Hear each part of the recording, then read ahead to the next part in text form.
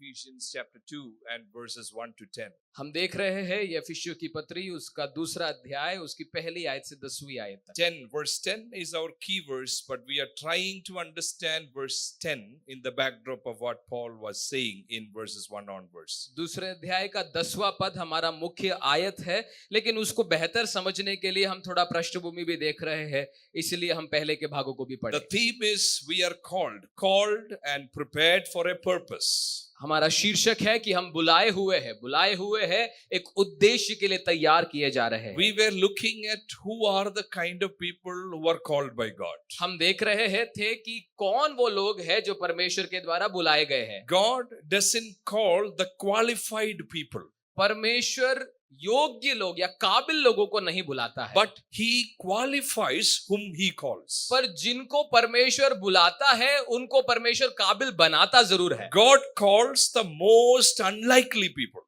परमेश्वर ऐसे लोगों को चुनता है जिनसे कभी कोई उम्मीद ही नहीं की जा सकती थी, hopeless people. आशाहीन लोग। In chapter 2 verse 1, we were dead in our sins and transgressions. दूसरे अध्याय के 10वें पद में हमने पढ़ा कि हम अपने पापों और अपराधों में मरे हुए थे। If you look at actually from chapter 1, there are two words in chapter 1 which I want you to see now.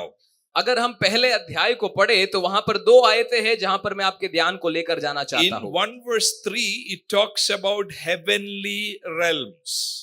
पहले अध्याय के तीसरे पद में वो स्वर्गीय मंडल के बारे में बात बताता है। God has blessed us in the heavenly realms with every spiritual blessing. परमेश्वर ने हमें मसीह यीशु में स्वर्गीय स्थानों में सब प्रकार की आत्मिक आशीषों से आशीषित कर दिया है। And verse 20, chapter 1 verse 20, Jesus is seated in the heavenly realms. और पहले अध्याय के 20वें पद को अगर आप पढ़े वहां पर लिखा है कि मसीह यीशु स्वर्गीय स्थानों में विराजमान है। So what is that word in Hindi for heavenly realms? स्वर्गीय स्थान। Sorgiyasthan. Can you all say it? Sorgiyasthan. क्या आप मेरे पीछे बोल सकते हैं स्वर्गीय स्थान? In chapter 1, Paul is talking about Sorgiyasthan. पहले अध्याय में पौलुस स्वर्गीय स्थानों का परिचय दे रहा Paul है। says we are blessed in the heavenly realms with all spiritual blessing. पौलुस कहता है कि हम स्वर्गीय स्थानों में तमाम आत्मिक आशीषों से आशीषित किए गए And हैं Jesus is seated in the heavenly realm. और यीशु मसीह उन्हीं स्वर्गीय स्थानों में विराजमान है। And chapter 2 talks about it's a graveyard. और दूसरे अध्याय में वो कब्रिस्तान में पहुंच जाता है और बोलता है हम कब्रिस्तान में हैं। Heavenly place and graveyard. स्वर्गीय स्थान, कब्रिस्तान, World of difference. जमीन आसमान का अंतर है। Imagine going to the graveyard. कल्पना कीजिए आप कब्रिस्तान में जा रहे हैं, Dead bodies are all buried. सारे शव गाड़े जा चुके हैं, But previous chapter is talking about heaven. लेकिन उससे पहले वाले अध्याय में स्वर्गीय स्थानों की बात हो रही है। This is the big problem. यही है सबसे बड़ी समस्या। On one side, heaven. एक तरफ स्वर्ग, On one side, graveyard, tomb, and dead bodies. दूसरी तरफ कब्रिस्तान, कब्र, शव। What is gospel? तो सुसमाचार क्या है? Gospel is not just come, your bimar will go. Gospel सुसमाचार केवल ये नहीं है कि आओ तुम्हारी बीमारी चली जाएगी। Gospel is not come, you will not have any trouble, you will have a wonderful life. सुसमाचार केवल यही नहीं है कि आप आओ और आपके जीवन में कोई समस्या नहीं रहेगी। What did Jesus say? You will have trouble in the world. परमेश्वर ने क्या कहा? इस संसार में तुम्हें क्लेश होंगे। What happened to the apostles who believed in the gospel? Did any of them have a safe life? उन प्रेरितों के साथ क्या हुआ जिन्होंने यीशु मसीह के सुसमाचार पर विश्वास किया? क्या उनमें से किसी का एक जीवन सुरक्षित जीवन था? It was safe and comfortable. क्या वो आरामदायक जीवन था? Those people who had safe and comfortable life, the moment they accepted Jesus, everything changed. जो लोग आरामदायक जीवन व्यतीत कर रहे थे, जिस क्षण से उन्होंने प्रभु यीशु मसीह को ग्रहण किया, सब कुछ बदल गया। They were persecuted. उन पर सताव हुआ, They were insulted. उनका बदनामी हुआ। Gospel is not a means for a safe and comfortable living. सुसमाचार किसी भी रीति से आरामदायक जीवन का एक जरिया नहीं है। Gospel is not a good news, you will have a lot of money. सुसमाचार ये खुशखबरी नहीं है कि आपके पास बहुत पैसा होगा. Some people talk about gospel is about destiny being changed. कई लोग कहते हैं सुसमाचार का मतलब है, सुसमाचार का अर्थ है कि आपका गंतव्य बदल I जाएगा. do believe in a destiny changer. मैं विश्वास करता हूं कि हमारा परमेश्वर गंतव्यों को बदलने But वाला that परमेश्वर है. destiny changing is not about the place where you live on earth. पर गंतव्य इस संसार में नहीं बदलने जा रहा है. I am from a village in Kerala called Airur. God will change your destiny. I will take you to New York. That's not gospel.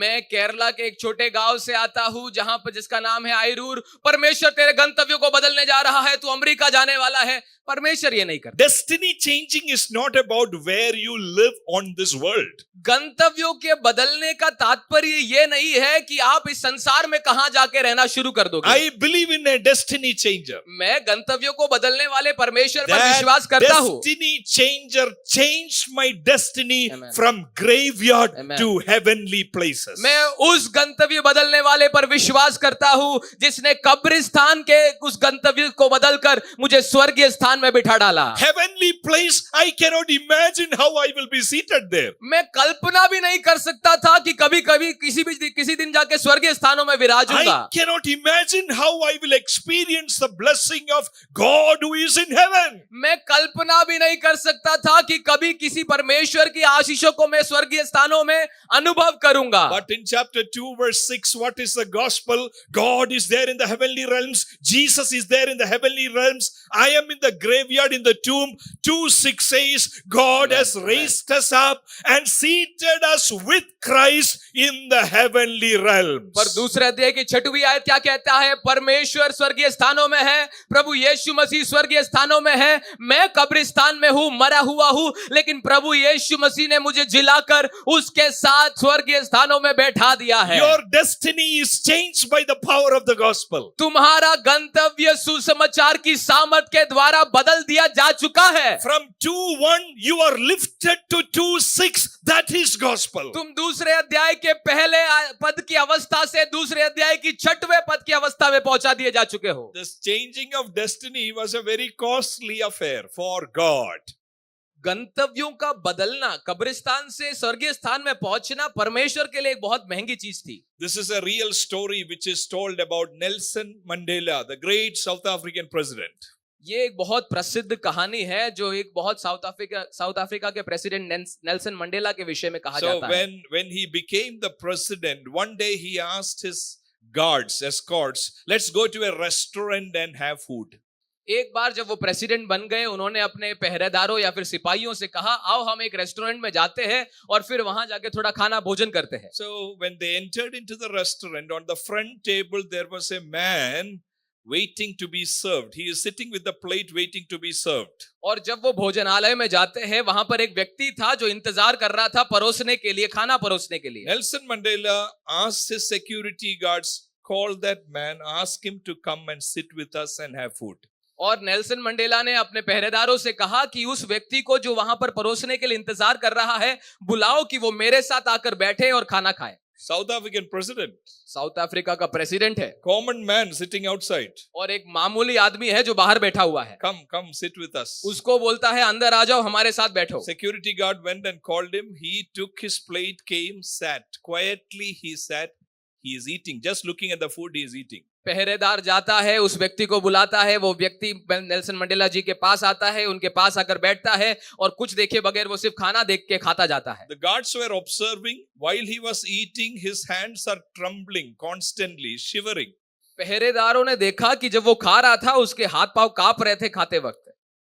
When he finished, he quietly said goodbye and went back. और जब उसका खाना समाप्त हो गया, उसने शांति से बोला अलविदा और वो रफा दफा हो गया. Soldier told Nelson Mandela, this man, he looks like very ill. He's not well. Maybe he didn't recognize you. That's why he did not even greet you. He just went off. He's ill, it looks like. पहरेदारों ने Nelson Mandela जी से कहा कि मुझे लगता है, हमें लगता है वो जो व्यक्ति था वो थोड़ा बीमार था, इसलिए शायद उसने आपको पहचाना नहीं और आपको उसने अभिवादन नहीं किया और बिना अभिवादन दिए वो यूं ही चला गया.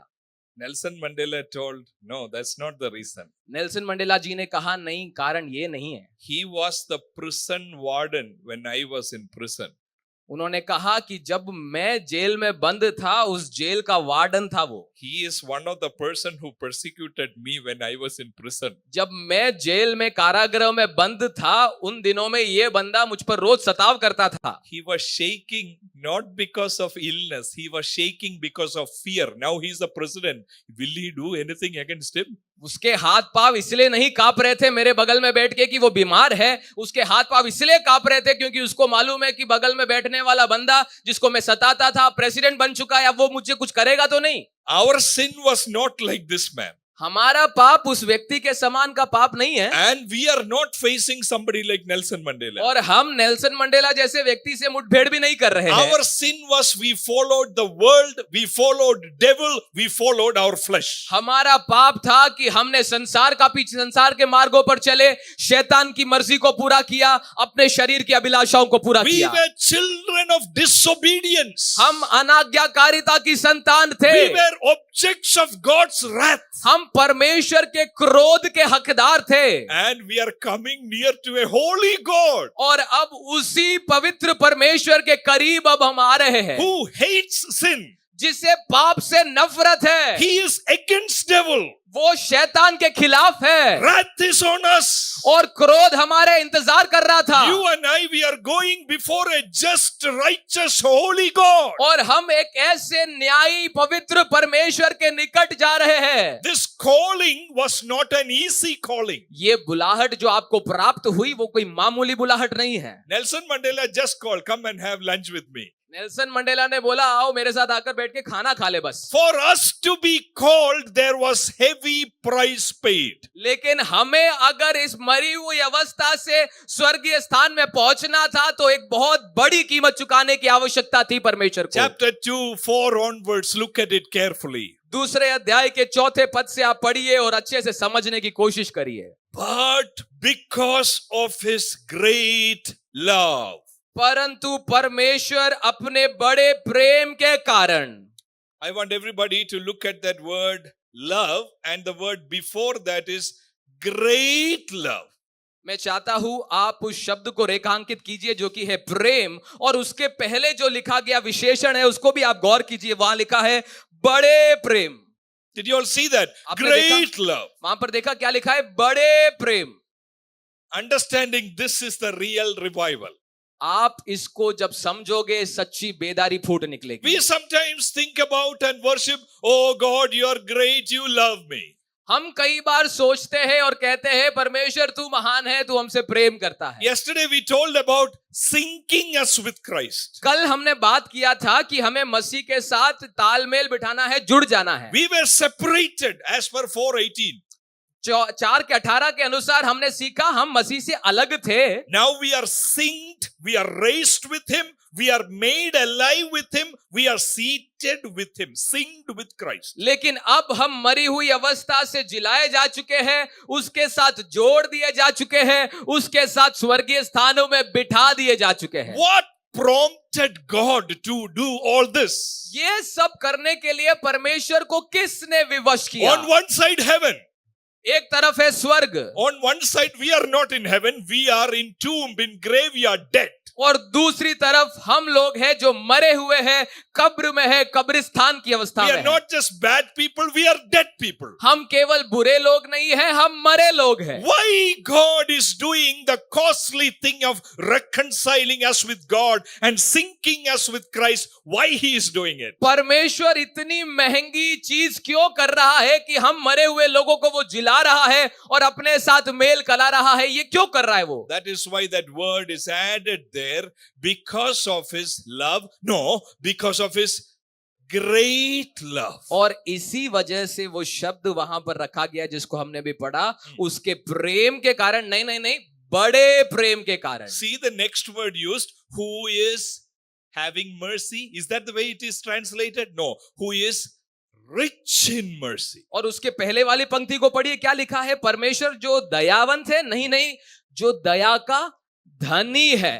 Great love. बड़ी प्रेम. Rich in mercy. दया में धनी. I want you to know we have a wealthy Savior. मैं आपको ये परिचय कराना चाहता हूं, बताना चाहता हूं कि हमारे पास एक धनी यीशु है। This message you will hear in so many places, Dhani issue message.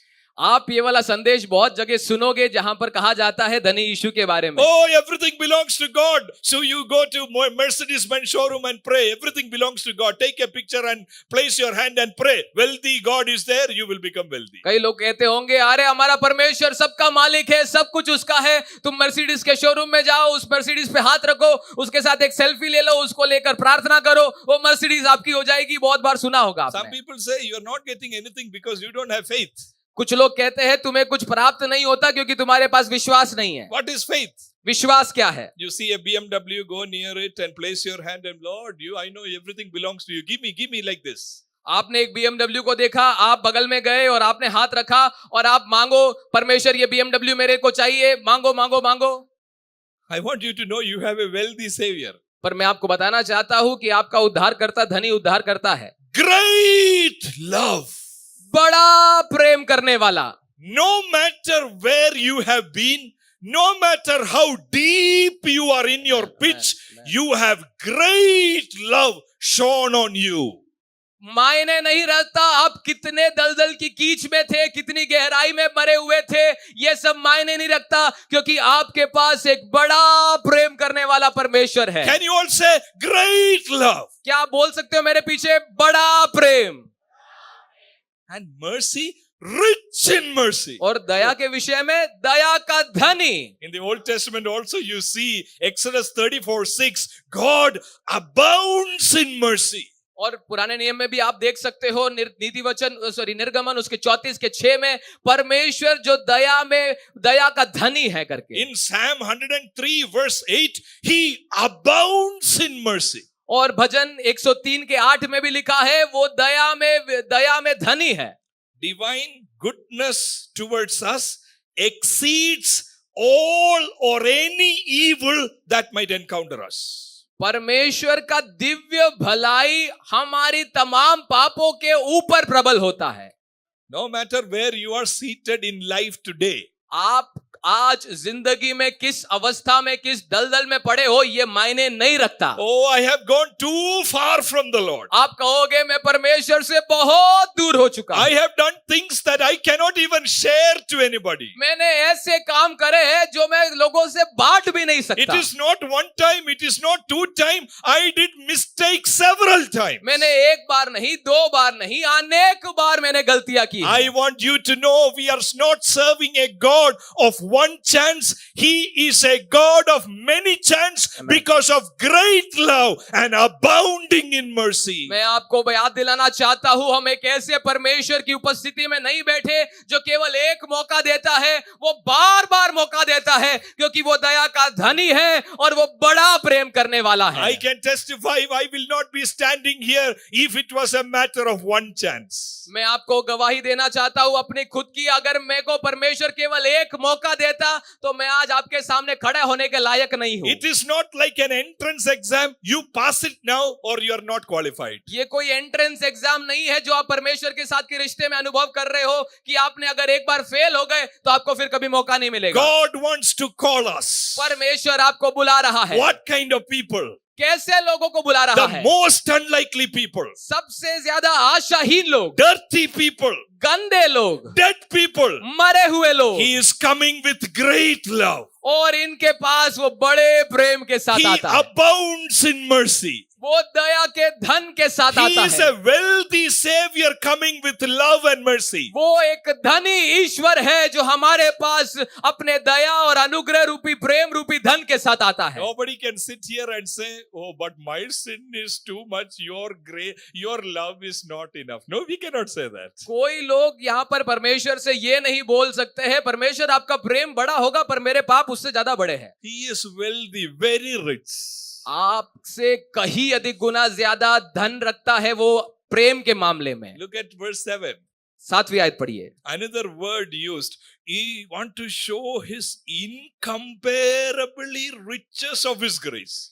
वहां पर एक और आयत लिखा है कि वो अपना अनुग्रह का असीम धन दिखाना चाहता है। Incomparable riches of His grace. असीम धन अनुग्रह का, Great love, बड़ा प्रेम, abounding in mercy, who is rich in mercy, दया का धनी, and then incomparable riches of और grace. असीम अनुग्रह करने वाला। And in the same verse, He expressed His kindness to us through this incomparable riches of mercy, grace, and love. और उसी आयत में वो अपना असीम अनुग्रह दिखाने की बात करता है। See, for us to understand this gospel, as I told you yesterday, it really needs God to touch our hearts. मैंने जैसे कल आपको बताया, इस सुसमाचार की गहराइयों को समझने के लिए परमेश्वर को आपके हृदय को छूना पड़ेगा। When it is about material things, we can easily understand because our world, our flesh is always active. जब हम शारीरिक वस्तुओं की बात कर रहे होते हैं, हमारा दिमाग तुरंत समझ लेता है, पकड़ लेता है, क्योंकि हम उन चीजों में बहुत सक्रिय है। But when it is about spiritual things, we need a spiritual touch of God to understand this. लेकिन जब आत्मिक बातों को समझने और परखने की बात आती है, हमें परमेश्वर से एक आत्मिक स्पर्श की जरूरत है। Can I buy the love of God with money? क्या मैं परमेश्वर के प्रेम को धन से कमा सकता हूँ? Can I do something to get grace of God? क्या मैं कुछ भी कर सकता हूँ कि परमेश्वर के अनुग्रह को खरीद सकूं? Can I roll on the ground and say, now give me mercy? क्या मैं अपने आप को जमीन पे लोटपोट करवाऊं कि परमेश्वर की दया और प्रेम को प्राप्त कर पाऊं? I am a dead man. अरे मरा हुआ हूं मैं। I cannot cry out. मैं चिल्ला भी नहीं सकता हूं। I am not a man drenching in that river and trying, oh help me, help me. No, I am a dead body floating. I have no hope. अरे मैं एक लाचार मनुष्य नहीं हूं जो पानी में डूब रहा है और चिल्ला रहा है बचाओ बचाओ। मैं एक मरा मानुस हूं जो तैर रहा है लाश के समान। But we are called not because of anything we have done. We are called not because of some good in us. Amen. We are called because we were far away, but by His great love, but by His abounding mercy, but by His incomparable riches of grace and Amen. kindness, Amen. we are seated here in this hall saying hallelujah, you are my Father because of great love showered upon my life. मेरे प्रियो, परमेश्वर आज आपको इसलिए नहीं बुलाता कि आपने कुछ उसके लिए किया है। आप कुछ भी नहीं कर सकते कि उसके प्रेम को आप कमा सकते हो, लेकिन आप यहाँ पर इसलिए बैठे हो, उसको अपना पिता बुलाने का हक इसलिए रखते हो क्योंकि वो बड़ा प्रेम करता है, दया का धनी है और असीम अनुग्रह करने वाला परमेश्वर है। How easily we sometimes sit and, oh Heavenly Father, thank you. How easily we call, right? कितनी बार हम यूं ही मामूली में हल्के रूप से परमेश्वर को कितनी बार अब्बा अब्बा करके बोल देते And हैं। when we get excited, you are my friend, Jesus, you are my friend. और जब हम उत्सुक हो जाते हैं, जोश में भावनाओं में आ जाते हैं, हम कहते हैं परमेश्वर यीशु मसीह तू मेरा दोस्त है, मेरा यार है, मेरा प्यार है। If this bridge of love, bridge of mercy, bridge of kindness, if that is not there, this Father shouting will not reach anywhere. अगर उसने कदम उठाकर ये पुल नहीं बनाया होता हमारे और उसके बीच का रिश्ते को जोड़ने का, अपने प्रेम के द्वारा, अपने अनुग्रह के द्वारा, अपने दया के द्वारा, हम में से कोई भी आज उसको अब्बा बुलाने के लायक नहीं था। Otherwise we will call, oh Jesus, you are my dost, you are my friend. Nothing, no connection. It is just shouting. It is because of a bridge Amen. of great love. It is because of a bridge of abounding mercy. It is because of a bridge of incomparable riches of His grace that when I sit and say, Father, heaven listens to Amen. me Amen. because of great love which is showered upon us. आप चाहे जितना भी यीशु तू मेरा दोस्त है, तू मेरा यार है बोलते, कोई मायने नहीं रखता अगर ये पुल उसने बेड़ा उठाकर बनाया नहीं होता। अपने बड़े प्रेम से उसने एक पुल बनाया है, अपने असीम अनुग्रह के द्वारा उसने एक पुल बनाया है, अपने दया के धन से उसने एक पुल बनाया है, और इसी की बदौलत आज आप ये हक रखते हो कि जब आप परमेश्वर को पिता करके पुकारो, स्वर्ग कान लगाता है और आपकी प्रार्थनाओं का उत्तर देने के लिए उतर आता है। Heaven is not listening to us because we are shouting. No. स्वर्ग आपकी प्रार्थनाओं पर कान इसलिए नहीं लगाता क्योंकि आप जोर से चिल्ला के Heaven प्रार्थना is कर not रहे हो। listening listening because we have beautiful worship instruments. स्वर्ग इसीलिए कान नहीं लगाता आपके प्रार्थना आराधना पर, क्योंकि आपके पास एक बहुत अच्छा आराधना का इंस्ट्रूमेंट का दल है। Heaven is looking down because somebody Amen. is saying, somebody is standing, Amen. I want this people, Amen. whatever Amen. it costs. Amen. If it costs my blood, here is my blood. I want Amen. Joe, I Amen. want Raju, I want Mahesh, I want these people in my family. Amen. I am willing to adopt them. If love is what it costs, here is great love. Amen. If mercy is what it costs, here it is unmeasurably.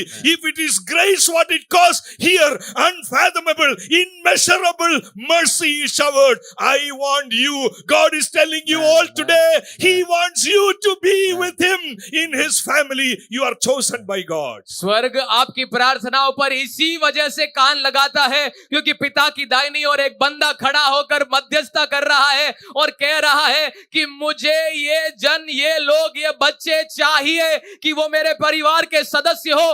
मायने नहीं रखता कौन सी कीमत मुझे चुकानी है। अगर खून बहाना है मैं उसके लिए तैयार हूं। अगर प्रेम करना है तो बड़ा प्रेम करने के लिए तैयार हूं। अगर दया चाहिए मैं बड़ा असीम दया दिखाने के लिए तैयार हूं। अगर अनुग्रह चाहिए मैं अनुग्रह बरसाने के लिए तैयार हूं। ये उसकी दुआ है, उसके परिश्रम की बदौलत आज हम अपने परमेश्वर को पुकार सकते हैं। You know, when Apostle Paul reflects on this great mystery, there was heaven, but I was on grave. Amen. I could never reach there. Love, grace, mercy. You know what he wrote in Romans 5, 7 and 8? What did he write? Look at your Bible, open and see Romans 5, 7 and 8. आपको मालूम है जब पौलुस इस विषय पर मनन कर रहा था कि परमेश्वर स्वर्गीय स्थानों में है, मैं कब्रिस्तान में पड़ा हुआ व्यक्ति हूं और कुछ भी करके मैं परमेश्वर के समीप नहीं पहुंच सकता, लेकिन परमेश्वर ने मुझे जिलाया और स्वर्गीय स्थानों में बिठाया। इन बातों को जब वो मनन कर रहा था, आपको मालूम है पौलुस ने क्या लिखा? आप पढ़िए रोमियो की पत्री उसका 5वां अध्याय उसकी 7वीं और 8वीं आयत। There it says,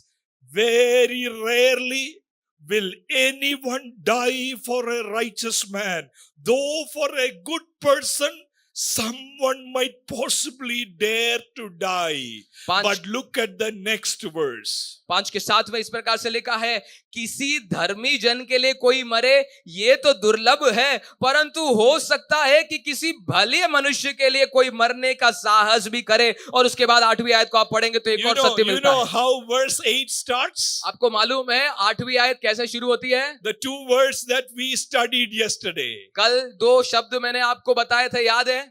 But God. परंतु परमेश्वर। Oh, I don't deserve anything in me for God to come and die for me. अरे मैं कुछ भी करके इस लायक नहीं हो सकता कि परमेश्वर मेरे लिए आकर मेरी जगह मरे। But God demonstrated His own love for me. How? While we were still sinners, while we were hopeless, while we were gone, excommunicated from heaven, while we were still sinners, Christ died for me out of His great love, out of His mercy, out of His grace. While we were still sinners, Christ died for us. 8वीं आयत कहता है, परंतु परमेश्वर हम पर अपने प्रेम की भलाई इस रीति से प्रकट करता है कि जब हम पापी ही थे, कब्र में थे, मरे हुए थे, परमेश्वर से अलग थे, स्वर्गीय स्थानों में बैठने लायक नहीं थे, तब ही परमेश्वर ने अपने पुत्र को, मसीह यीशु को हमारे लिए मारा, कुर्बान कर दिया। 2 Corinthians 5:21, God made Him, He who knew no sin was made sin for us, so that in Him, through that bridge, I can stand before God and call Him, you are my Father, you are my friend, I belong to your family because of the great love and sacrifice which God extended on me. दूसरे कुरिन्थियों 5वें अध्याय की 21वीं आयत में लिखा है कि परमेश्वर ने उसे जो पाप से अज्ञात था, उसी को उसने हमारे लिए, हम पापियों, मरे हुओं के लिए, कब्र में पड़े हुए लोगों के लिए पाप ठहराया कि उसमें होकर हम परमेश्वर की धार्मिकता बन जाए। My dear brother and sister, how do you measure God's love upon your life today? How? मेरे प्रिय परमेश्वर के बच्चों, मैं आपसे पूछना चाहता हूं, आप परमेश्वर के प्रेम को जो आपके प्रति है किस आधार पर मापते हो? In the dress that you wear? आप क्या अपने कपड़ों के आधार पर परमेश्वर के प्रेम को माप रहे हो? In the phone that you have? कितना महंगा फोन आपके जेब में है, उसके आधार पर क्या परमेश्वर के प्रेम को आप माप रहे हो? How do I measure the love of God for me? आप परमेश्वर के प्रेम को जो आपके प्रति है किस आधार पर माप रहे हो? There is only one way we can make sense. एक ही रास्ते के द्वारा आप परमेश्वर के प्रेम को माप सकते हो। Because when I look at my classmates, I came out to serve the Lord. Others are making more money than me. Others are doing more affluent than me. But one way I know God loves me. How? Because I am able to have a relationship, a live relationship with God. I am synced with Christ. His burden comes inside of me. I am loved by God. मैं किस आधार पर ये बोलूं कि मुझसे परमेश्वर प्रेम करता है? क्योंकि अगर मैं अपने कक्षा साथियों के बारे में देखूं, वो मुझसे ज्यादा सैलरी कमाते हैं, पैसे कमाते हैं, मुझसे ज्यादा ऐशो आराम की जिंदगी बिता रहे हैं, लेकिन मैं डंके की चोट पर यह कह सकता हूं कि मेरा परमेश्वर उनसे ज्यादा प्यार करता है, क्योंकि मैं उसके हृदय के साथ जुड़ चुका हूं। वो अपना बोझ मुझ पर डालता है, वो मुझे अपने दिल की बातें बताता है और मैं उसके साथ एक रिश्ता रख पाता हूं। इसी के दम पर मैं कहता हूं वो मुझसे प्रेम करता है। What is the sign that God loves you? परमेश्वर आपसे प्रेम करता है, इसका क्या सबूत है? The very reason you are seated here is the sign that God loves you. आप अगर यहां पर बैठे हो, ये उसके प्रेम की बदौलत है, ये प्रेम का सबूत है। The very fact that you have Bible in your hand and you open and read the eternal word of God, you can feel the presence of God. You know God is speaking to you. This is the greatest privilege you can ever have in this world. आपके हाथ में पवित्र शास्त्र है, आप इस पवित्र शास्त्र को खोलते हो, परमेश्वर की उपस्थिति आपको अनुभव होती है, परमेश्वर आपसे इसके द्वारा बात करता है। यह सबूत है कि तेरा परमेश्वर तुझसे प्रेम करता है। That is why when Apostle Paul was put in prison, in that dark room, he will say, I know whom I believe. I am blessed with all spiritual blessings. Amen. People will ask, what kind of blessing? You are chained with a soldier. What blessing are you talking about? Paul says, yes, I am chained with a prisoner, but I am synced with Christ. Amen. Because of the great love, because of the mercy. Even when I am in prison, I experience the love of God, the presence of God. इसी वजह से पौलुस जो कारागृह में बंद था, जंजीरों में जकड़ा हुआ था, उस वक्त भी वो कह पाता है कि मेरा परमेश्वर मुझसे प्रेम करता है। वो उसने मुझे सारी आत्मिक आशीषें स्वर्गीय स्थानों में दे दी है। उससे पूछो तेरे पास कौन सी आशीषें रे? तू जंजीरों में जकड़ा हुआ है, अंधेरी कोठरी में बंधा पड़ा हुआ है, पर क्योंकि वो परमेश्वर की उपस्थिति को अनुभव कर पाता है, उसकी आवाज को सुन पाता है, इसलिए वो कहता है मैं सारी आत्मिक आशीषों से माला माल हूं। You know Ephesians? From where is Paul writing this letter? आपको मालूम है इफिसियों की पत्री कहां से लिखा गया है? पौलुस के द्वारा। From prison. जब वो कारागृह में था। What is he saying in verse 3, chapter 1 and verse 3? पहले अध्याय की तीसरी आयत में क्या कह रहा है मालूम है आपको? Praise be to God. He is worshiping. Praise be to God, Father of our Lord Jesus Christ, who has blessed us. Blessed us. Where? You are in prison. You are chained with a soldier. He is writing, praise be to God. Hallelujah. I am in prison. I am blessed. How can you measure this blessing? In the following verses, Paul would say, Father has chosen me before the creation of the world. Amen. Jesus died for me. Holy Spirit put his seal of ownership on me. Even when I am in prison, I am blessed. I am loved by God. पौलुस कारागृह में है और कारागृह में बैठकर वो बोलता है, मैं अपने प्रभु यीशु मसीह के पिता परमेश्वर का धन्यवाद करता हूं कि उसने मुझे स्वर्गीय स्थानों में सारी आत्मिक आशीषें दे दी है। उससे पूछो कौन सी आशीष है तेरे पास? वो आगे के पद में कहता है, आशीष ये है कि मैं चुना गया हूं परमेश्वर के द्वारा। आशीष ये है कि उद्धार के दिन के लिए छुटकारे की छाप मुझ पर लगी है। आशीष ये है कि मसीह में असीम धन मिरास मेरे पास है। My dear people of God, when do we share our testimonies in the church? The local churches that you come from, when do we share our testimonies? मेरे प्रिय भाई बहनों, मैं आपसे पूछना चाहता हूं, जिस किसी स्थानीय मंडली में आप जाते हो, आपकी गवाहियां कब निकलती है? When we will distribute those sweets? When? कब जाके आप मिठाइयां बांटते हो असल में? Laddu or whatever here? What's that? Laddu. Laddu. When you will distribute? कब लड्डुएं कलीसिया में बढ़ती है? My marriage is fixed. मेरी शादी पक्की हो गई है। I got a job. मेरे को सरकारी नौकरी मिल गई I है। passed in exam. मैं एग्जाम में पास हो गया हूँ। I bought a car. मैंने गाड़ी खरीद ली है। All this laddu distribution happens outside the church also with worldly people. ये लड्डुएं बाहर भी इन्हीं कारणों की वजह से बढ़ती है। Somebody is saying, oh my God, he has come and now we lost all our laddus. कुछ लोग बोल रहे हैं, वैसे ही लड्डू कम मिलते थे, अब तो इसके प्रचार के बाद वो भी नसीब नहीं आने You वाला। pass in exam, give sweet, that is fine.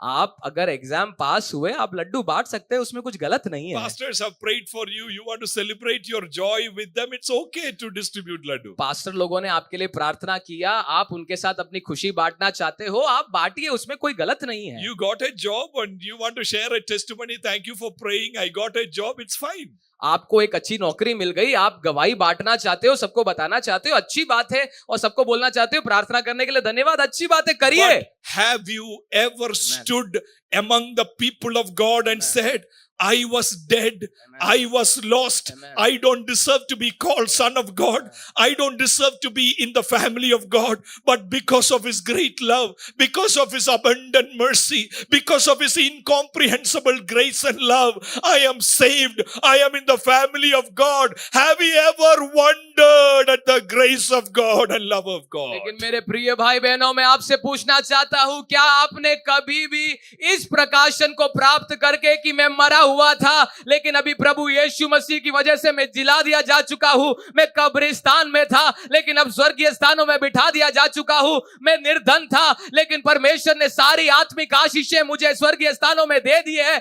इसकी बदौलत आप में से कितने लोगों ने कलीसिया में खड़े होकर परमेश्वर को धन्यवाद दिया है, गवाही दी है? I am eagerly waiting to hear those testimonies. After I went back from the camp, I shared a testimony in the church, not about anything else. I went, I understood what it means to be called by God. I was not worthy. I'm called by God. I am happy. Thank you, church, for allowing me to come to this place. I heard the word of God. I am touched by the love of God. I am surrounded by the mercy of God. This is what we want to hear as the fruit of the camp. मैं ऐसी गवाहियों को सुनने के लिए तरसता हूं और बेताब हूं, जहां पर बच्चे जवान कलीसियाओं में जहां कैंप से लौट कर बोले परमेश्वर का धन्यवाद दे, किसी और बात के लिए नहीं, पर इस बात के लिए कि मुझे ये मालूम पड़ा कैंप में जाकर कि मैं परमेश्वर के द्वारा मरी हुई अवस्था से जिलाए जाने की अवस्था में बुलाया गया हूं, मैं परमेश्वर की इच्छा में बुलाया गया हूं, स्वर्गीय स्थानों में बिठाया गया हूं। यह प्रकाशन, यह वचन मुझे मिला, इसका गवाही जब कलीसिया में बांटेंगे, मैं उन गवाहियों के लिए तरसता हूं। What we are studying now is who called us. We have to understand the nature of the one who called us. अब हम क्या मनन कर रहे हैं? किसने हमें बुलाया है, वो जो बुलाने वाला है उसका स्वभाव कैसा है, उस पर हम फिलहाल मनन कर रहे हैं। He is a wealthy savior. वो एक धनी उद्धार करता है। Your sin, his love will not run out. His love is more. His love will conquer our desperateness in sin. अगर एक तराजू में आपके पापों को रखे और दूसरी तरफ परमेश्वर के प्रेम को रखे, जितने भी पापों को आप लेकर आओ, लेकिन तराजू हमेशा परमेश्वर के प्रेम के तरफ का भारी पड़ेगा, पगड़ा उधर ही हमेशा भारी होगा, क्योंकि उसका प्रेम आपके पाप से कई अधिक गुना ज्यादा बड़ा है। When I look at this passage, there is one more thing that comes out. Who is the one who called us? इस भाग को जब मैं पढ़ता हूं, एक और प्रकाशन मेरे सामने, आंखों के सामने आता है कि किसने हमें बुलाया है। is not just a wealthy savior who lavishes his love, mercy, grace and kindness. एक धनी उद्धारकर्ता ही नहीं है जो अपने अनुग्रह दया और प्रेम को उदारता से उड़ाता जाता है। He is a powerful savior. वो एक सामर्थ्यशाली उद्धारकर्ता है। Powerful more than what we can imagine.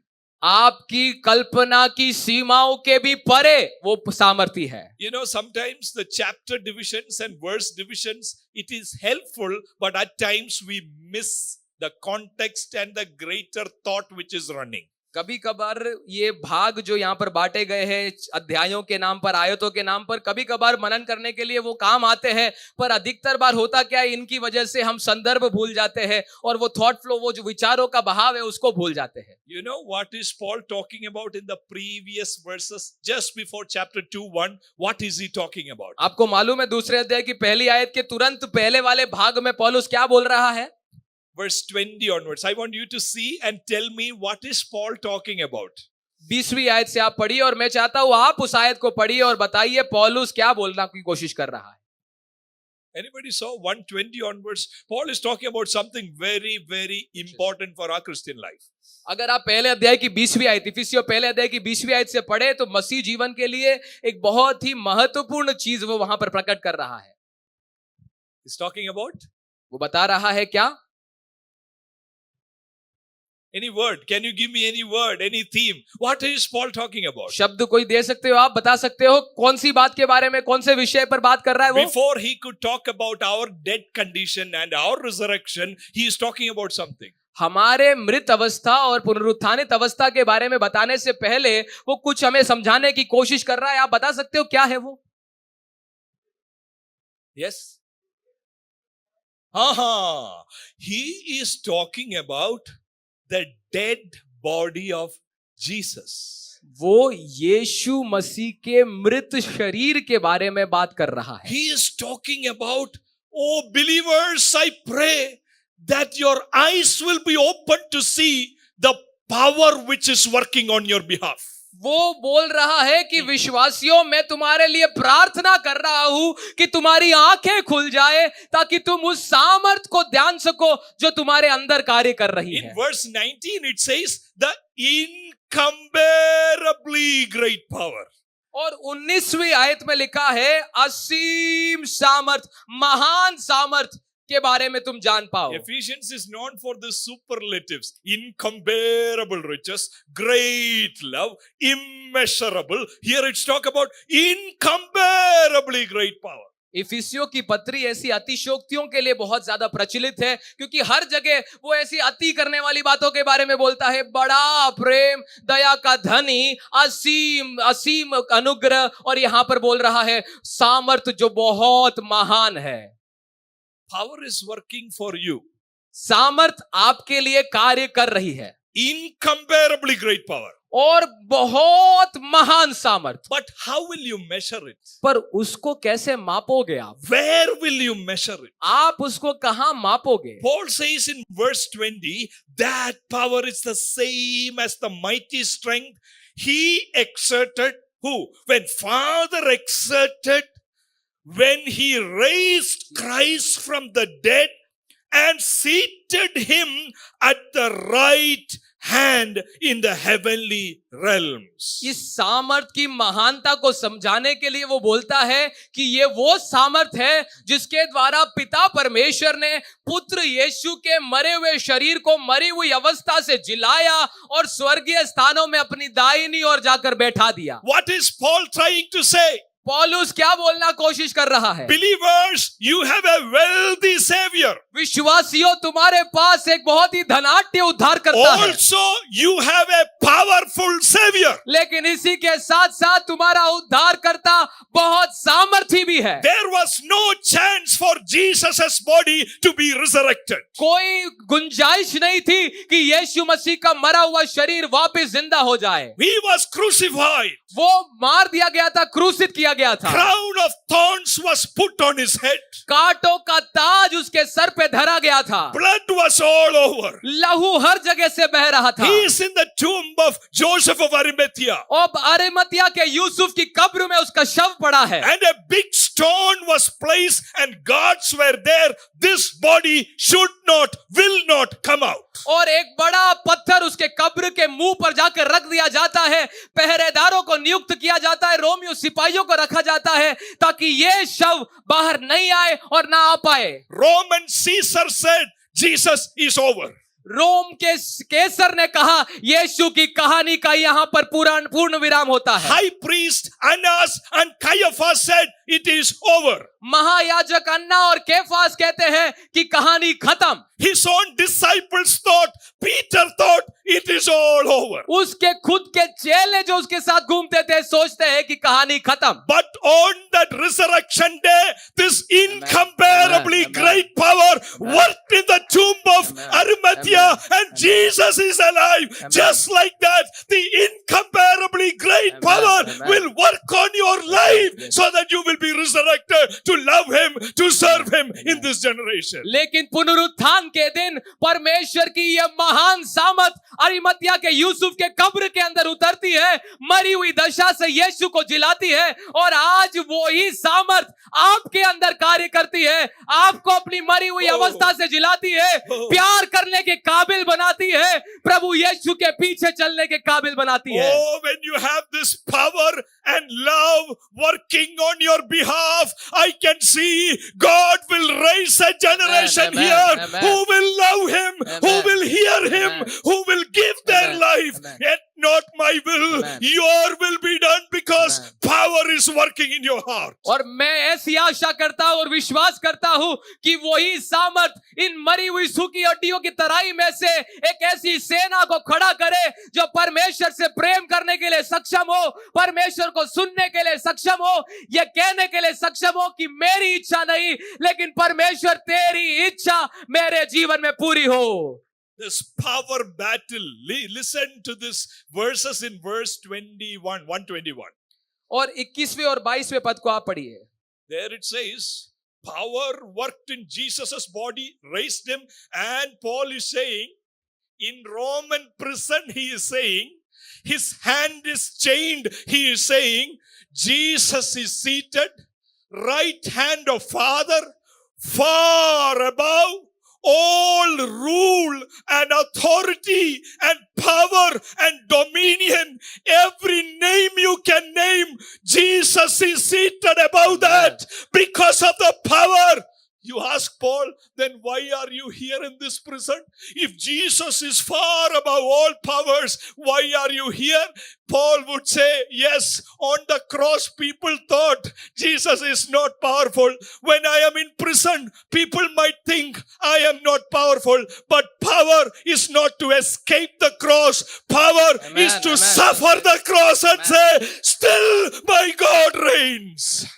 पौलुस इस पद को लिखते वक्त आप ध्यान दीजिएगा, एक कारागृह में बंधा हुआ है, जंजीरों से जकड़ा हुआ है, और इस वक्त वो देखता है और कहता है कि प्रभु यीशु मसीह स्वर्गीय स्थानों में पिता की दाहिनी ओर बिठाया गया है। किस तरीके से? सब प्रकार की प्रधानता, अधिकार, सामर्थ्य, प्रभुता और हर एक नाम के ऊपर जो ना केवल इस लोक में है पर आने वाले लोक में लिया जाएगा, उन सब से ऊपर वो बिठाया गया है। और आप पौलुस से पूछ सकते हो कि अगर प्रभु यीशु मसीह सबके ऊपर बिठाया गया है, तू जो उसकी सेवा करता है बंदीगृह में क्यों है? वो कहेगा कि वो सामर्थ क्रूस से बचने के लिए, कारागृह से बचने के लिए नहीं है, लेकिन क्रूस को सामना करने के लिए है, कारागृह से होकर गुजरने के लिए है। The problem is multitude of Christians, they haven't understood this great rescue operation. आज की समस्या, एक बड़ी समस्या यह है कि एक अधिकतर तबका मसीहत का आज तक परमेश्वर की इस सामर्थ के उस लागूकरण को समझ नहीं पाया है। Why do I say that? मैं ये क्यों कह रहा हूं? I'll tell you why I said that. मैं बताता हूं मैं क्यों कह रहा हूं। Our old condition, our pre-Christian condition, in chapter 2 verse 2, we were following what? We were following the ways of the world. मैं आपको समझाता हूं। हमने दूसरे अध्याय में पढ़ा था कि हम सब जब मरी हुई अवस्था में थे कैसे चलते थे, संसार के रीतियों पर, मार्गों पर चलते थे। Following means what? संसार के मार्गों का पीछा करने का मतलब क्या है? The world is walking in front, I am following. संसार आगे आगे जा रहा है, मैं पीछे पीछे जा रहा हूं। Wherever the world invites me, I will follow. संसार कहां कहां मुझे न्योता देता है, मैं वहां वहां पीछे पीछे जाता हूं। The question is, have you seen Christians who would follow Jesus? सवाल यहां पर यह है, क्या आप ऐसे मसीही लोगों को देख पा रहे हैं जो यीशु के पीछे चलते हैं? You say, आप बताओ brother, भाइयों, pastor, all of us are followers, right? आप कहोगे हम सब अनुयायी हैं, हम सब अनुसरण करने वाले हैं। Wait. रुको रुको रुको रुको, Are we people who will move only where Jesus moves? क्या हम वो लोग हैं जो केवल उसी दिशा में जाते हैं जिस दिशा में यीशु जा रहा है? Following deliberately, looking at His will, His plan for our life, where to stay, what to do. I am following Jesus. I am following Jesus. जान पूछकर यीशु मसीह को, इच्छा को जानकर उसी जगह जाएंगे, उसी जगह ठहरेंगे, वही काम करेंगे जो यीशु करवाना चाह रहा है। क्या आप ऐसे लोग हो? क्या हम ऐसे लोग हैं? You know, for multitude of peoples, what have happened? आपको मालूम है अधिकतर लोगों के लिए क्या हो रहा है आजकल? They were following the world. वो संसार के रीतियों पर, ट्रेंड पर चल रहे हैं। Somebody told them, the God that you're serving is not powerful. किसी ने उनसे कहा कि जिस परमेश्वर के तुम पीछा कर रहे हो वो कुछ खास सामर्थ्य नहीं है। You want to become more wealthy, money, powerful, right? This God, this idol doesn't hear, doesn't see.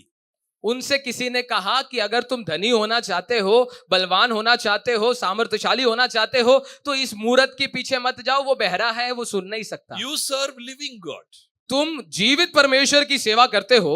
Then what happened? फिर क्या हुआ? In place of idol, we put Jesus Christ. हमने मूर्ति की जगह यीशु को स्थापित कर दिया। But where are we following? पर हम अभी भी पीछा किसका कर रहे हैं? The same world. उसी संसार का पीछा कर रहे हैं। This time with a more powerful God. लेकिन इस बार पीछा कर रहे हैं यीशु को कंधे पे रखते हुए। The old God couldn't give me everything in the world. पुराना परमेश्वर, पुराना ईश्वर, देवी देवता जो थे वो हमको ये सब नहीं दे सकते But थे। now I have Jesus. लेकिन अब यीशु है हमारे पास, More powerful God. और सामर्थी परमेश्वर है। But I am still following the world. पर अभी भी मैं संसार के पीछे ही जा रहा हूँ। And we will turn back in between and see, Jesus, are you with me? और बीच बीच में मुड़ के हम देखेंगे, यीशु आप पीछे आ रहे हो ना?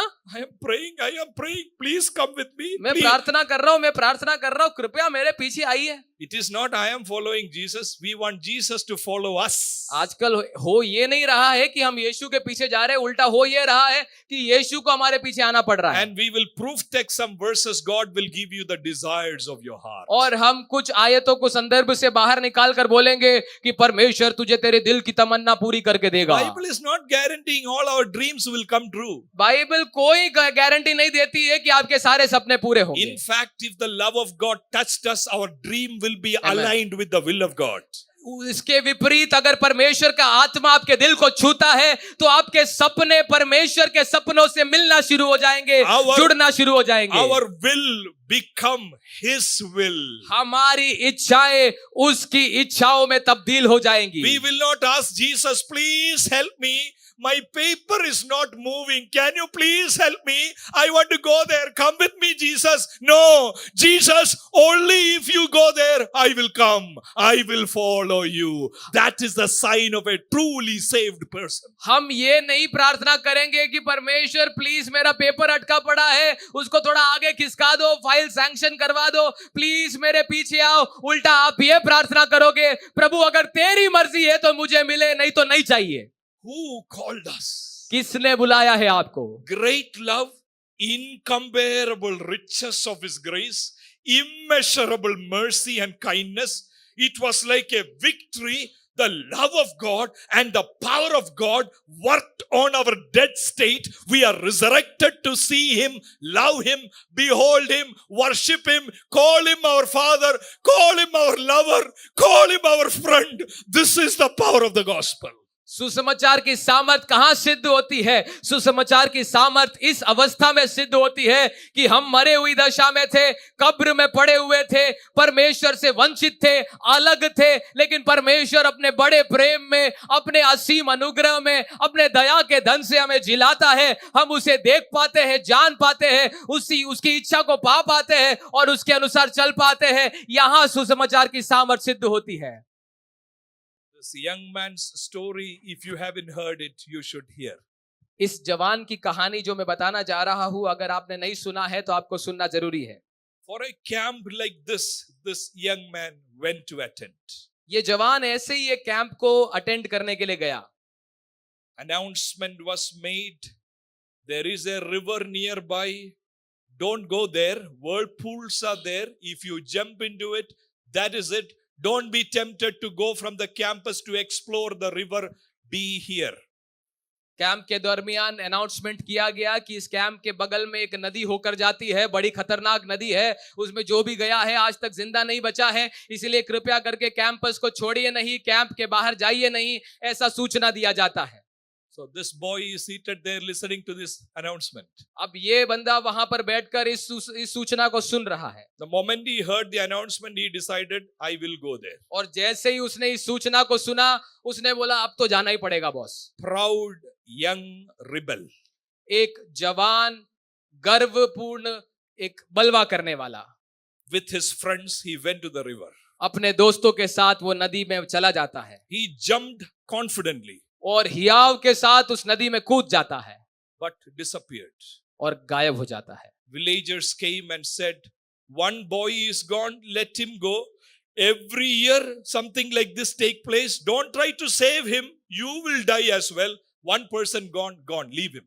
गांव वाले आए, गांव वाले ने आके बाकी दोस्तों से बोला, उसके साथ के बाकी दोस्तों से बोला, एक ही गया है, जाने दो, हर साल यहाँ पर ऐसी घटनाएं होती ही रहती है, तुम अभी उसके पीछे जाके तुम अपनी जिंदगी मत गवाओ, एक गया है, जाने दो, तुम जाओ अपना काम करो। Another man, another villager cried out, there is a curse in this place. Every year someone drowns here. Leave him, let him die.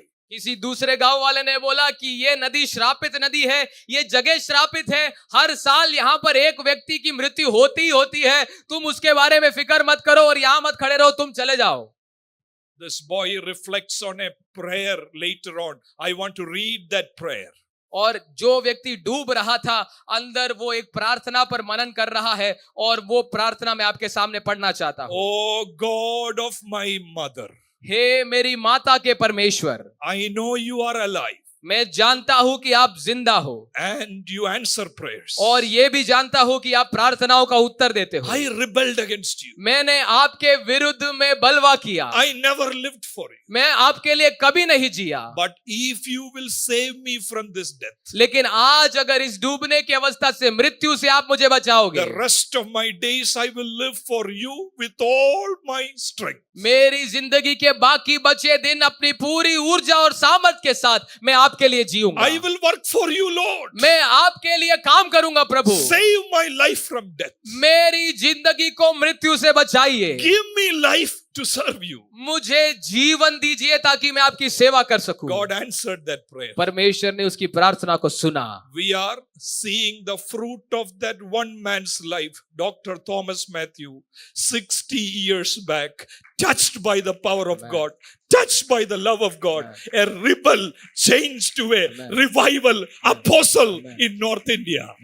और आज आप उसी जवान के कामों के परिश्रम के फल को यहाँ पर आप देख रहे हो। 60 साल पहले और कोई व्यक्ति नहीं, लेकिन इस संस्था के संस्थापक डॉक्टर थॉमस मैथ्यू परमेश्वर की उपस्थिति में समर्पित करते हैं। बलवा करने वाले एक जवान व्यक्ति थे, लेकिन परमेश्वर के सामर्थ्य से बदल दिए गए और आज राजस्थान के प्रेरित के रूप में जाने जाते हैं। उनकी सेवा के परिणाम स्वरूप हम यहाँ पर बैठे हैं। Yesterday when we were seated for dinner, Pastor Johnny was telling me the way they were all lifted up in their spirit because of this Apostle Dr. Thomas Matthew, who was touched by the power of God, love of God, to see churches planted in North India. और मैं कल खाने के दरमियान pastor Johnny से बैठकर बात कर रहा था और वो बता रहे थे कि कैसे पास्टर थॉमस मैथ्यूज से बात करते वक्त, उनकी सेवक उनके साथ रहते वक्त उनकी आत्माओं में एक ऊर्जा को वो आते हुए अनुभव करते थे और वो उन्हें विवश करता था कि वो जाकर सेवकाई करे, गांवों को जीते, सुसमाचारों को सुनाए,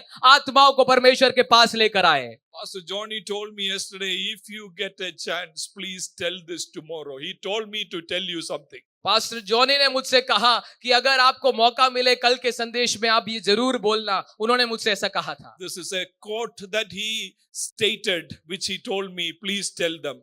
The world is yet to see how much God can use a person who is completely surrendered at the foot of the cross, surrendering their will. उन्होंने मुझसे इस प्रकार कहा कि ये वाला कथन आप कल जाके जरूर बोलना और मैं आपके सामने बोलना चाहता हूं कि संसार को अभी भी देखना बाकी है एक ऐसी व्यक्ति की जिंदगी जो परमेश्वर की उपस्थिति में क्रूस के चरणों में अपने आप को पूरी रीति से समर्पित कर देता है और परमेश्वर उसके द्वारा क्या क्या कर दिखाता है।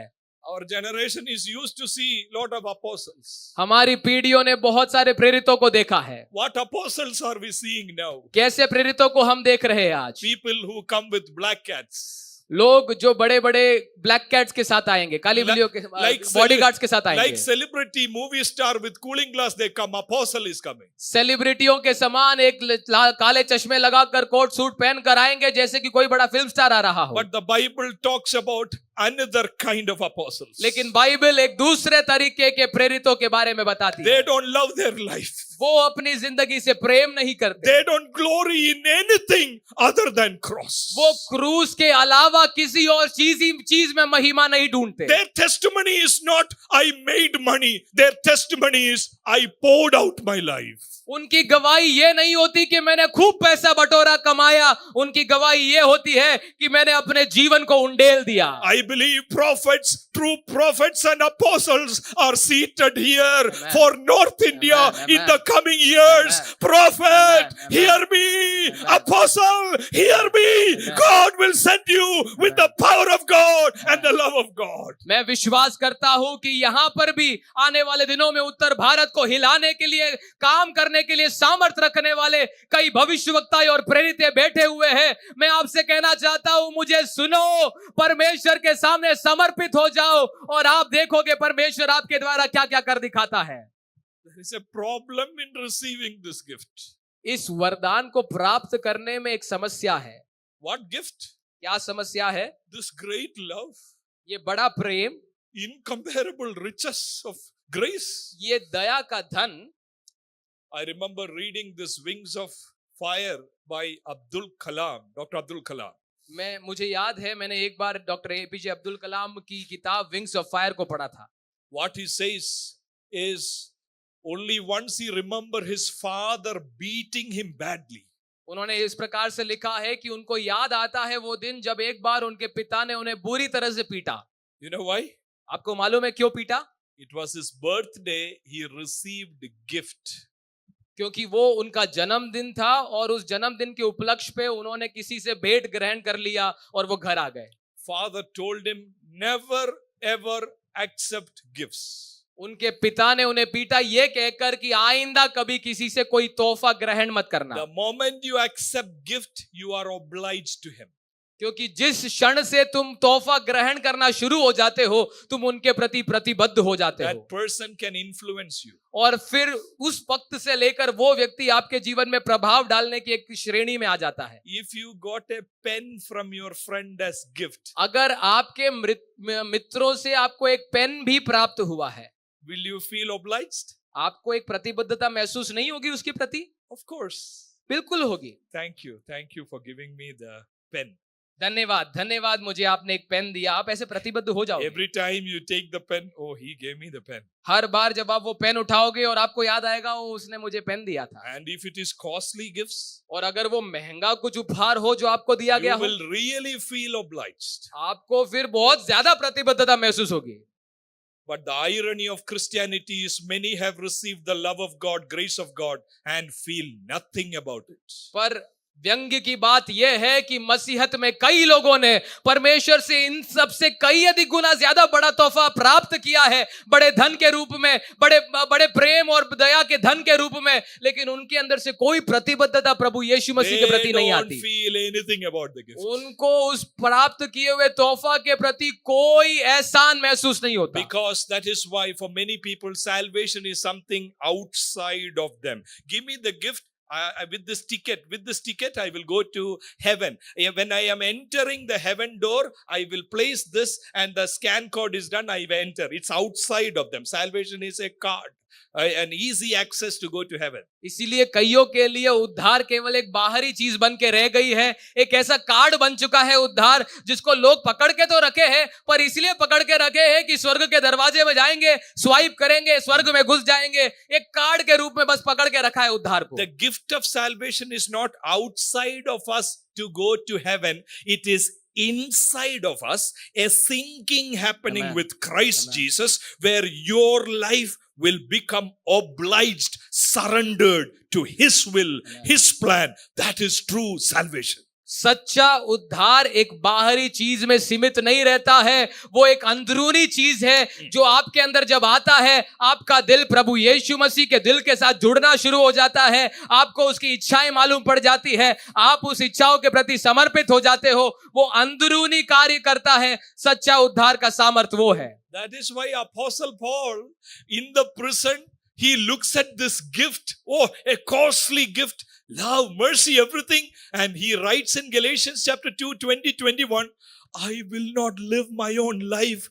I will live by faith in the Son of God who loved me and gave himself up for me. The life I now live is not my ambition, not my desire. I received a gift. The life I now live is for the Son of God who loved me. इसी वजह से पौलुस जो परमेश्वर का प्रेरित है, इस तोहफे को प्राप्त करने के बाद गलातियों की पत्री 2 अध्याय की 20वीं आयत में लिखता है कि मैं मसीह के साथ क्रूस पर चढ़ाया गया हूं, अब मैं जीवित नहीं रहा पर मसीह मुझ में है, और मैं शरीर में अब जो जीवित हूं तो केवल उस पर विश्वास से जीवित हूं जो परमेश्वर के पुत्र पर है, जिसने मुझसे प्रेम किया और मेरे लिए अपने आप को दे दिया। That is why in 2 Corinthians chapter 5 verse 15, Paul says, and he died for all, that those who live, that is us here, who understand this gift, understand the fellowship with Christ, those who live should no longer live for themselves,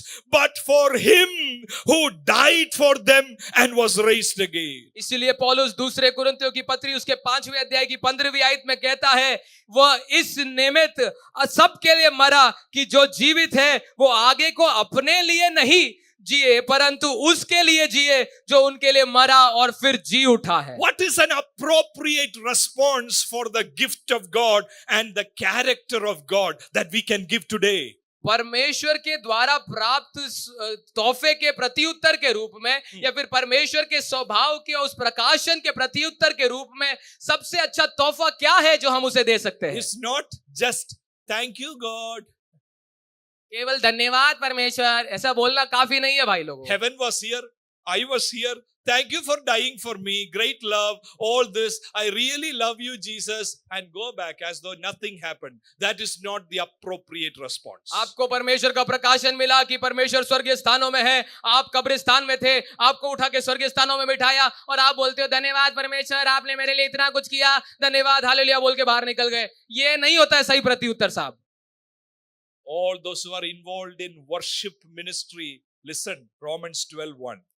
जो कोई आराधना की सेवकाई में उपलब्ध है या फिर शामिल है, आप कृपया रोमियो 12 का 1 पढ़िए। Therefore, I urge you, brothers and sisters, in view of what? In view of great love, immeasurable grace, in riches of mercy, in view of that, offer your bodies. Bodies is my ambition, my desire, my time, my talent, my treasures, my plans. Offer myself as a living sacrifice, holy and pleasing to God. This is your true and proper worship. Romeo की पत्री उसके 12वें अध्याय की 1 में लिखा है, इसलिए हे भाइयों, मैं तुम्हें परमेश्वर की दया स्मरण दिलाकर विनती करता हूं कि तुम अपने शरीरों को, शरीर क्या है? शरीर में आपके सपने आते हैं, आपकी कल्पनाएं आती है, आपकी इच्छाएं आती है, आपकी आदतें आती है, आपके स्वभाव की शैली आ जाती है, वो सब आप परमेश्वर की सामने वेदी में जीवित बलिदान करके चढ़ा दो, और यही है आपकी आत्मिक सेवकाई, आराधना। I am chosen by God. मैं परमेश्वर के द्वारा चुना गया हूं। Unlikely, dead person chosen by God. एक मरा हुआ इंसान लेकिन चुना गया है अब। He showered his love. He gave me the power. I can face God. What is my response? All I have is yours. I don't deserve to be connected, synced with you. You loved me so much. Now I lay my body at the altar. That is true and proper worship. मैं मरा हुआ था, परमेश्वर ने मुझे जिलाया, लायक नहीं था, पर परमेश्वर ने काबिल और लायक बनाया, ये जीवन मुझे दिया अपना। इसके बदले में उसको क्या प्रति उत्तर दूं? प्रति उत्तर केवल ये दे सकता हूं कि प्रभु, मेरा जीवन अब से तेरे लिए मैं जीऊंगा। जो तू कहना चाहता है वो मैं कहूंगा, जो तू करना चाहता है वो मैं करूंगा। मैं अब जीवित नहीं रहा, तू मुझ में जीवित रहेगा आज से। Worship is not music. आराधना गीत गाना ही नहीं है। Though through music we can worship, that's one side. But worship is more than music. गीत गाने के द्वारा आप आराधना कर सकते हो, वो उसका एक पहलू जरूर है, लेकिन गीत गाना ही आराधना नहीं है। आराधना उससे कई अधिक गुना ज्यादा बढ़कर है। Songs are part of worship, but worship is more than that. गीत आराधना का एक छोटा सा हिस्सा है, भाग है, लेकिन आराधना केवल गीत गाना ही नहीं है, उससे कई अधिक गुना ज्यादा है। Our expressions in the whole dancing or whatever is part of our expressions, but worship is more than that. कलीसिया में आकर हम हिलते डुलते हैं, गाते हैं, ताली बजाते हैं, आराधना करते हैं, नाचते हैं, ये आराधना का एक छोटा सा भाग मात्र है। आराधना इसके बाहर भी आती है। This is what a godly man has said. If you are not worshipping God from Monday through Saturday, you are not worshipping him on Sunday 2 hours. एक भक्त मनुष्य ने इस प्रकार से कहा, अगर आप सोमवार से लेकर शनिवार तक परमेश्वर की आराधना नहीं करते, तो रविवार को भी आप आराधना नहीं कर रहे कलीसिया में आके गीत गाने के द्वारा। Worship is a lifestyle. आराधना एक जीवन शैली है। Not my will, your will. मेरी इच्छा नहीं, तेरी इच्छा मुझ में पूरी हो। My dreams, I throw it in the trash and I follow Jesus's dream for my life. मेरे सपने, मेरी इच्छाएं, कल्पनाएं मैं कूड़े में डालता हूं और मैं यीशु के सपने पाने के लिए जाता हूं, My उसकी plans and कल्पनाओं को पूरा करने के लिए my जाता हूं। plans and desires, I crucify that and I follow the heartbeat of God wherever Jesus walks in North India or South India or anywhere. I'll tell him, I will follow you. If you are with me, that is enough for me. If I don't accomplish anything, if I don't make money, name or fame, still I will follow you. That is true and proper worship. मैं अपनी कल्पनाएं, अपने सपनों को cruise पे चढ़ाता हूं, प्रभु यीशु मसीह के सपनों के पीछे जाता हूं। वो अगर उत्तर भारत के किसी गांव में जाने के लिए बोलता है, मैं जाता हूं, चाहे पैसा मिले ना मिले, चाहे घर बार मिले, संपत्ति मिले ना मिले, लेकिन मैं उसकी इच्छा को पूरा करने के लिए अपने शरीर को दे देता हूं। ये होती है आराधना। I am going to conclude this session. मैं अपने इस सत्र को विराम देना चाहता हूं, But I want to remind you of a great missionary, David Livingstone, what he said. लेकिन मैं आपको याद दिलाना चाहता हूं एक बहुत ही महान मिशनरी की कहानी, जिसका नाम है डेविड लिविंगस्टन, जिन्होंने अपना जीवन तक सेवकाई के लिए दे दिया। Scottish missionary who spent around 30 years in Africa. Scottish missionary थे, अफ्रीका के प्रदेश में जाकर उन्होंने कई सालों तक सेवकाई करी। This is what he said. उन्होंने इस प्रकार से कहा है, Many people talk of my sacrifice I have made in spending so much of my life in Africa. कई लोग मेरी कुर्बानियों की वाहवाही करते हैं, ये कहते हुए कि मैंने अपने जिंदगी के अधिकतर साल परमेश्वर की सेवकाई के लिए अफ्रीका में बिता डाले। Wife's health is gone. मेरी पत्नी की सेहत खराब हो गई, Children died. बच्चे मर गए, No comfort. कोई आराम नहीं, The lifestyle is completely different from what it was in England. और इंग्लैंड में जिस प्रकार की आरामदायक जीवन शैली थी उससे बहुत अलग है. Many people call it sacrifice. कई लोग इसको कुर्बानी का नाम देते हैं. David Livingstone says, away with that word in such a view. Think of it. It is a privilege that I got to Amen. be a voice in Africa. Amen. God called me to go to Africa to share the news.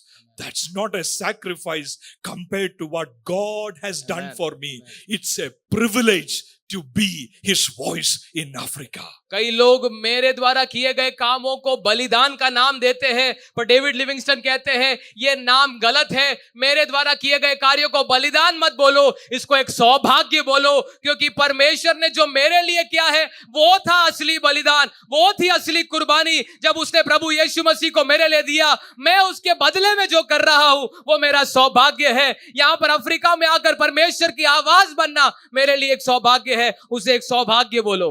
None of us seated here can outgive what God has given us. हम में से कोई भी जो यहाँ मौजूद है परमेश्वर का मुकाबला नहीं कर सकता देने के मामले में. We cannot give more than what we have received. We cannot give. परमेश्वर ने जितना हमें दिया है उसका मुकाबला आप कर ही नहीं सकते उसको देने के द्वारा. Worship that doesn't cost us anything is worth nothing. एक ऐसी आराधना जो आपके लिए कोई कीमत नहीं रखती, वो आराधना सच्ची आराधना है ही नहीं. Worship is a costly affair. आराधना एक महंगी चीज है. True and proper worship will demand not just part of us, not just Amen. our voice or fingers on the guitar, it will demand all of us.